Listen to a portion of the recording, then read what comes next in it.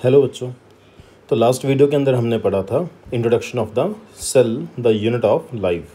इस वीडियो के अंदर हम शुरू करने जा रहे हैं द सेल थ्योरी के बारे में। सेल थ्योरी, अब देखिए सेल थ्योरी के अंदर क्या बताया जाता है। देखिए सेल थ्योरी के अंदर बताया गया है कि 1838 में एक जर्मन के बॉटनिस्ट, जर्मन के रहने वाले बॉटनिस्ट थे, उनका नाम था मैथियस लाइडेन। उन्होंने बहुत सारे प्लांट्स को स्टडी किया और उन्होंने क्या पाया, उन्होंने पाया कि प्लांट्स के अंदर वेरियस टाइप्स के टिश्यू होते हैं और वो tissue different type of cell से बने होते हैं, दैट्स ऑल। अच्छा, उसी के साथ साथ 1839 में एक और साइंटिस्ट आए, वो थे जर्मन के रहने। देखिए पहले एनसीईआरटी में इसको ब्रिटिश लिखा हुआ था, इनको ब्रिटिश लिखा हुआ था, लेकिन नई एनसीईआरटी के अंदर इस ब्रिटिश को हटा करके जर्मन कर दिया गया है, क्योंकि ये जर्मन के ही रहने वाले थे, जर्मन से ही थे। तो 1839 में एक जर्मन जूलॉजिस्ट आए, उनका नाम था थियोडोर श्वान। तो थियोडोर श्वान जी ने एनिमल सेल और प्लांट सेल दोनों को स्टडी किया। दोनों को स्टडी करने के बाद पता चला कि एनिमल सेल जो होता है उनके पास सेल वॉल नहीं होती, उनके पास सेल मेम्ब्रेन होती है एज ए डिलिमिटिंग बाउंड्री, यानी कि आउटर मोस्ट कवरिंग होती है। और अगर हम बात करें प्लांट सेल की, तो प्लांट सेल के अंदर सेल वॉल भी होती है, सेल मेम्ब्रेन भी होती है, दोनों होती हैं। और जो सेल मेम्ब्रेन होती है वो इनर होती है, सेल मेम्ब्रेन हमेशा इनर होती है, और जो सेल वॉल होती है वो आउटर होती है, सेल वॉल जो होती है वो आउटर होती है। और इसी ऑब्जर्वेशन के बेस पे जो श्वान हैं, इन्होंने एक हाइपोथेसिस दी, इन्होंने सेल थ्योरी को हाइपोथेसाइज किया और उसमें बताया कि जितने भी एनिमल्स होते हैं या जितने भी प्लांट्स होते हैं वो सेल या सेल से बनने वाले प्रोडक्ट से बने होते हैं। यानी कि एनिमल और प्लांट जो होते हैं वो सेल और सेल के प्रोडक्ट से बने होते हैं। ओके, तो ये थी हमारी सेल थ्योरी। थोड़ा सा और इसको एक्सप्लेन करते हैं कि स्लाइडेन एंड श्वान ने इन दोनों ऑब्जर्वेशन के बेसिस पे सेल थ्योरी बनाई। जब सेल थ्योरी बनाई तो उनसे कुछ सवाल पूछे गए, उनसे पूछा गया कि भाई जो न्यू सेल्स बनते हैं वो कैसे बनते हैं, कहाँ से आते हैं न्यू सेल।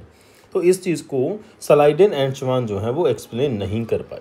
जब नहीं कर पाए तो 1855 में एक और साइंटिस्ट आए, उनका नाम था रुडोल्फ विर्चो।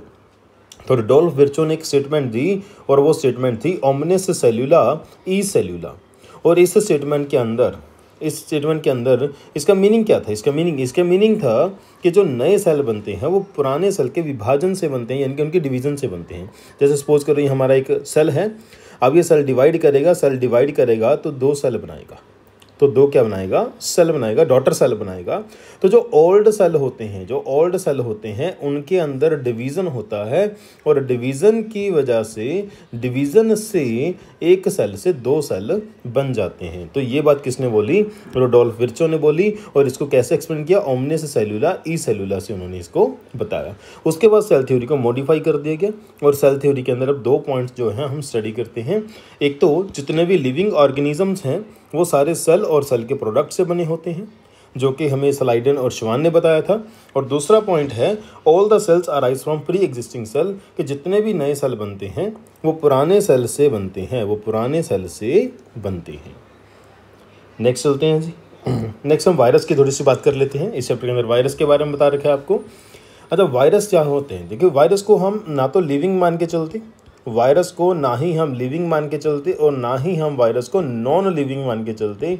एक्चुअली वायरस दोनों कैटेगरी में आ जाता है। वो कैसे? जब तक वायरस एक लिविंग सेल के अंदर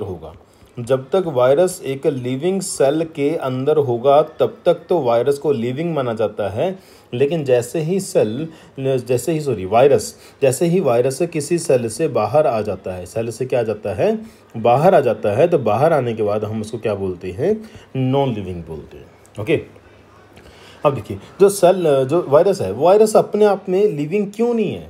उसको लिविंग सेल के अंदर जाके ही लिविंग बोला जाता है। अगर वो लिविंग सेल से बाहर है तो वायरस को लिविंग नहीं बोला जाता। ऐसा क्यों है? क्योंकि वायरस अपने आप में कंप्लीट सेल नहीं है। और ये हमारी सेल थ्योरी की एक एक्सेप्शन भी है। सेल थ्योरी हम वहाँ पे अप्लाई कर सकते हैं जहाँ पे मिनिमम एक सेल होगा, मिनिमम 1 सेल एग्जिस्ट करेगा। यूनिसेलुलर टू मल्टीसेलुलर की बात हम कर सकते हैं, लेकिन वायरस तो एक सिंगल सेल भी नहीं है। Virus is less than a complete cell, इसीलिए वायरस जो है वो सेल थ्योरी के अंडर नहीं आता और वायरस सेल थ्योरी का एक एक्सेप्शन है। अच्छा, वायरस होता क्या है? वायरस होता क्या, देख लेते हैं ज़रा। वायरस जो होता है, वायरस क्या होता है? वायरस जो है वो जा तो उसके अंदर दो ही चीज़ें होती हैं। वायरस के अंदर या तो आपको जेनेटिक मटेरियल मिलेगा, या तो यहाँ पे डीएनए होगा या फिर यहाँ पे आरएनए होगा, कोई भी एक जेनेटिक मटेरियल होगा। और इसी के साथ इसके ऊपर आपको एक कवरिंग मिलेगी, वो कवरिंग बनी होती है प्रोटीन से, वो कवरिंग बनी होती है प्रोटीन से। तो आप ये this is your virus, this is your virus, इसको आप वायरस बोलोगे। तो वायरस एक्चुअली है क्या? वायरस एक nucleic acid plus protein molecule है, तो आप इसको बोलोगे न्यूक्लियो प्रोटीन मॉलिक्यूल। क्या बोलोगे आप इसको? Nucleo protein molecule. तो वायरस एक न्यूक्लियो प्रोटीन मॉलिक्यूल है, वायरस एक न्यूक्लियो प्रोटीन मॉलिक्यूल है, यही आपको यहाँ पे मैंने मेंशन कर दिया। तो वायरस को आप ना तो लिविंग मानते हो ना ही नॉन लिविंग मानते हो, वायरस दोनों कैटेगरीज में आता है। एक छोटा साइंटिफिक एटीट्यूड आपको बता दूं कि जब भी किसी चीज़ की डिस्कवरी होती है तो सबसे पहले एक हाइपोथेसिस होता है, एक प्रकार आइडिया, एक आइडिया दिया जाता है। फिर उस आइडिया को इम्प्लीमेंट करके प्रूफ किया जाता है, तो उसको थ्योरी बोलते हैं। जब थ्योरी बन जाती है तो कुछ लॉज बनते हैं और उन लॉज को हम बोलते हैं प्रिंसिपल लॉ। ओके, नेक्स्ट हम देखते हैं कुछ क्वेश्चंस इस टॉपिक के। तो cell theory was put forward by, cell theory किसने दी? सेल थ्योरी दी Schleiden and Schwann. Cell theory कब दी? 1839 में दी।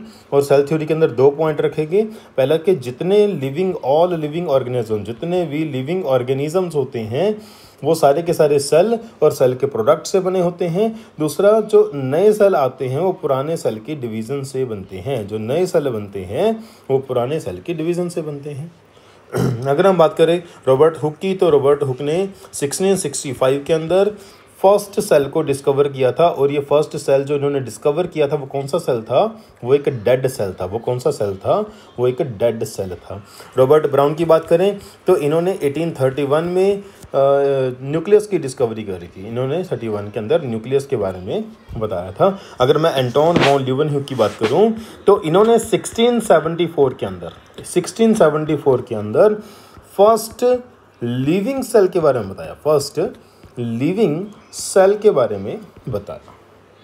Next question, the statement omnis cellula e cellula, which means all cells arise from pre-existing cells, was given by, ये statement हमें दी थी Rudolf Virchow ने। और कब दी थी ये स्टेटमेंट? 1855 में। अच्छा, स्लाइडेन ने किसको स्टडी किया था? स्लाइडेन ने 1838 में 1838 के अंदर, ये रहने वाले थे जर्मन के और इनको हम बोलते हैं जर्मन बॉटनिस्ट। ये जर्मन बॉटनिस्ट थे। इनका पूरा नाम क्या था? इनका पूरा नाम था मैथियस स्लाइडेन। और मैथियस स्लाइडेन ने प्लांट्स को स्टडी किया था। किसको स्टडी किया था? प्लांट्स को स्टडी किया था। रॉबर्ट ब्राउन की बात करें, रॉबर्ट ब्राउन ने 1831 के अंदर न्यूक्लियस की बात करी थी, न्यूक्लियस को डिस्कवर किया था। नेक्स्ट, एंटोन वॉन ल्यूवेनह्यूक ने क्या किया था? 1674 के अंदर फर्स्ट लिविंग सेल को डिस्कवर किया था, फर्स्ट लिविंग सेल को डिस्कवर किया था। तो हमारा आंसर क्या आएगा यहाँ पे? C option. तो नेक्स्ट टॉपिक क्या रहेगा? हमारा नेक्स्ट टॉपिक रहेगा जी एन ओवरव्यू ऑफ सेल। तो आज की इस वीडियो के अंदर यहीं तक। आई होप कि आपको समझ आया होगा।